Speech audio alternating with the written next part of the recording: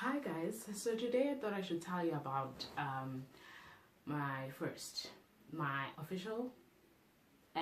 my the one that took my virginity away. Oh, I'm talking about dead virginity here, so I hope nobody's getting carried away. All right, okay, back to what I was saying. So the one that took my dead virginity away is clothing store accounts, where you get these plastic devils. um, the the way the illusion of power. I almost said power, but I know it's an illusion. It's an illusion of power. The illusion of power that these possess is so potent that I remember one time I needed a bit of retail therapy, and I found myself in one of these shops, and I walked out with 4 pairs of shoes, and I was just like, what did I just do? But yeah, as we speak today, I haven't worn any of those shoes, and I'm still paying for them. So yeah, that is the potency of these plastic devils, guys. So for me, it all began in university. I lost a lot of weight, right? I think it was my second year of university. I dropped from a size 38 to a size 34, and it was within a short space of time. I think it was like 3 months, if I'm not mistaken, right? And I needed clothes, and the thing was, when I was in varsity, my money was tight, right? And the only thing my parents were concerned about was me getting fed and me being healthy. Anything else could wait. So I knew that asking them for money for clothes was not an option. I had to figure out a way of solving this problem. And yeah, so basically, one time I was at the mall, and I was looking for a pair of jeans, and I had saved up a bit of money, and I managed to get a pair of jeans, and I saved up a bit of money, so I was just going to look for a pair of jeans with that money. And when I got to the shop, when I got to the mall, I was just looking around and couldn't find what I liked, and eventually I ended up at Truworths, and then I found a pair of jeans that I liked, but then I looked at the price and I was like, now the thing was, I had a pep talk earlier with myself, and I was like, dude, you need to get a quality pair of jeans, because this could possibly be your only pair of jeans, or the only item in your wardrobe that fits. So you need to get good quality so that it lasts longer. And when I saw the price, I was like, it means I'm just not going to afford any quality pair of jeans.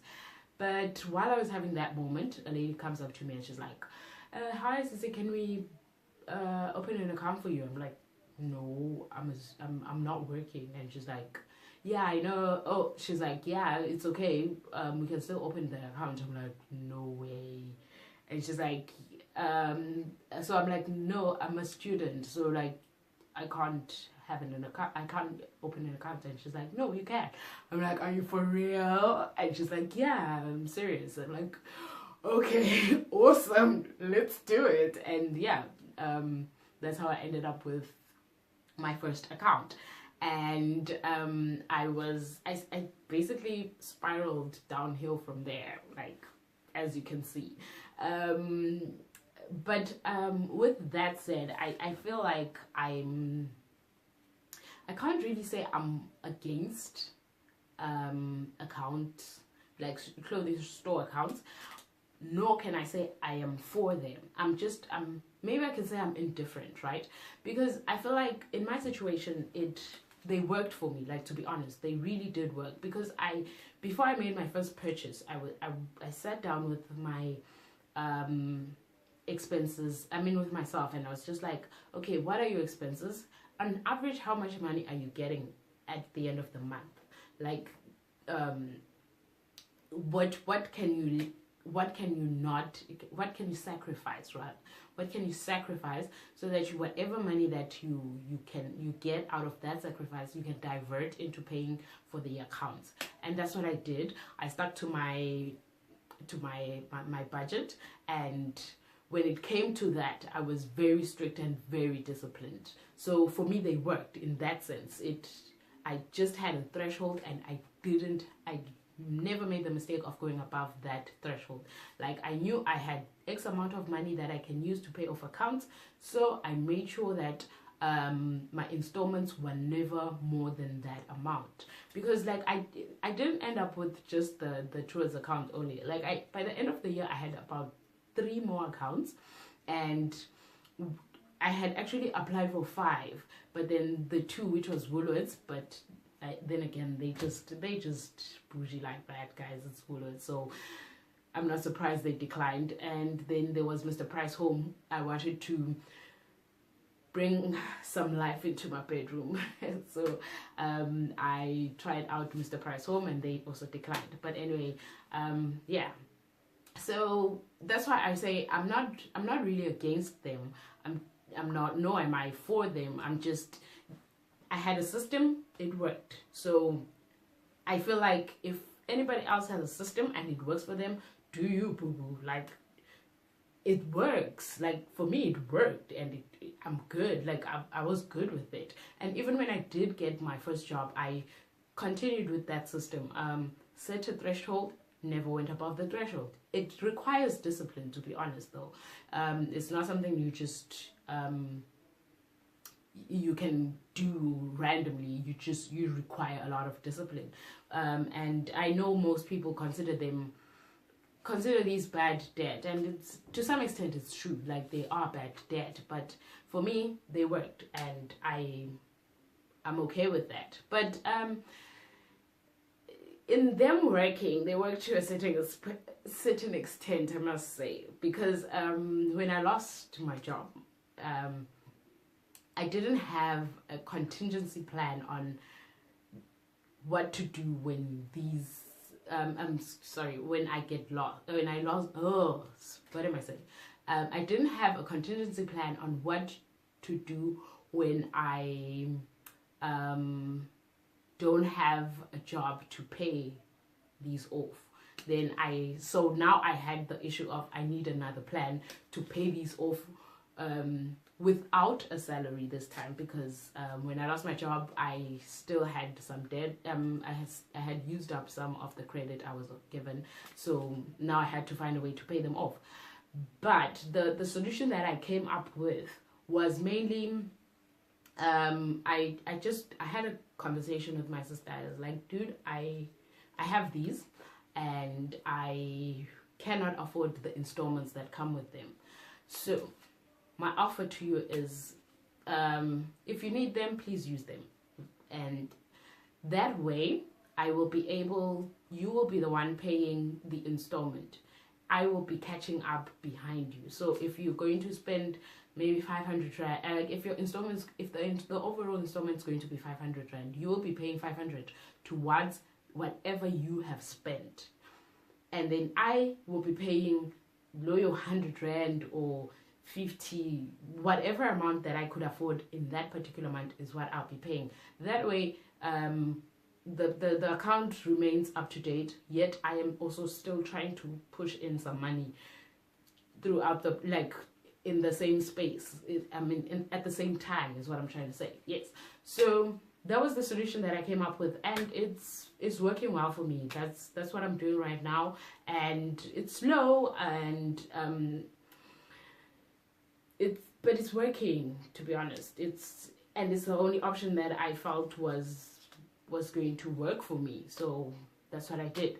I know my dad also once was in a situation like this, similar situation like this, but his solution was, he went to the stores that he owed, sat down with the managers and said, listen, we are going to, it's either we change the installment because I cannot afford it, and if we stick to this amount that I can't afford, we're just going to keep going back and forth at each other because I'm not going to pay it.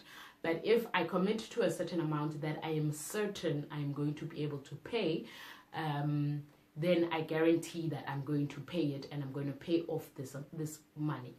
And that's what he did. He committed to that, and he was diligent on making sure that he pays up the amount that he had agreed with the store manager. They drew up whatever contract or whatever it was, and that's the system that they used, and he paid it off.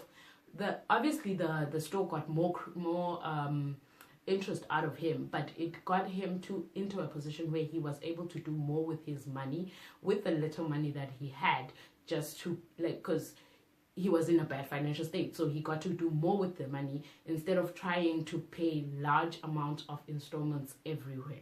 So basically, the solutions are there, guys, but I feel like in such instances, it's better off to try and figure out a way where you are not going to ask for help in a position of sympathy. Don't go to someone and say, please help me because because I lost my job and it's bad and the children are hungry, and look for sympathy from that person. Instead, offer them something out of it, because we're living in that world, guys. Like, we're living in the world where I have to benefit from helping you.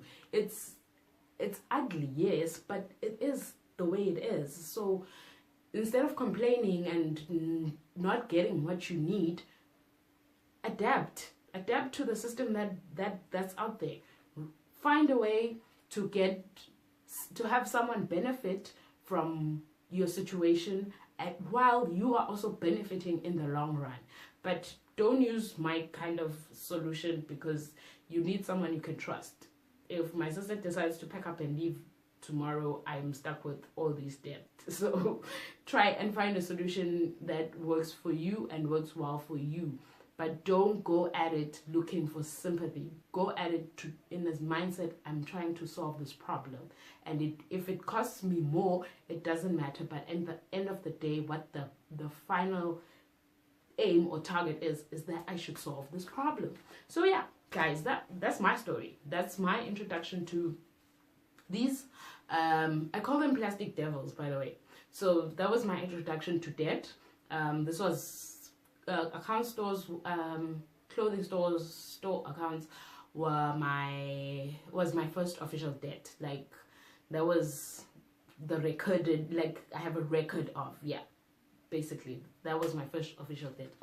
By the way, I covered these up because they have a bit of, with masking tape, because they have a bit of information, and people use like the most minimal amount of information to commit fraud. So I just, for my own peace of mind, not that they'd probably be able to do with something with these, but for my own peace of mind, this is what I did. But thanks for watching, guys.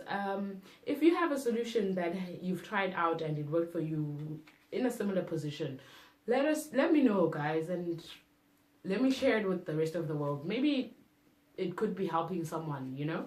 So yeah, good night, guys, and thank you for watching. Bye.